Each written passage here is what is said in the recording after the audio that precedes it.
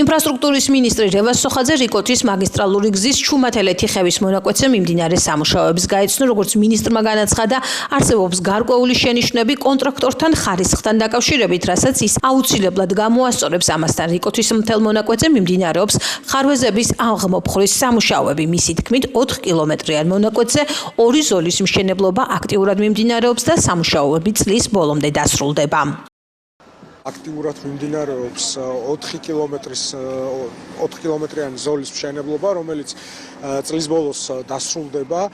ჩვენ დღეს თავიდან ბოლომდე დავათვალიერებთ ამ ობიექტს, მათ შორის არის გარკვეული შენიშვნები კონტრაქტორთან ხარისხთან დაკავშირებით, რასაც ის აუცილებლად გამოასწორებს. ასევე მიმდინარეობს სხვა სამუშაოები რიკოთის თელს მონაკვეთზე, იქიდან გამომდინარე, რომ იყო მცირე ხარვეზები, რომელიც არის გამოსასწორებელი და აქტიურად მუშაობთ იმაზე, რომ უსაფრთხოება ამ გზის მონაკვეთზე იყოს მაქსიმალურად დაცული. კონტრაქტორი კომპანიის მხრიდან უკვე დასრულებულია გზის ქვედაფენის მოწყობა სრულ 4 კილომეტრზე.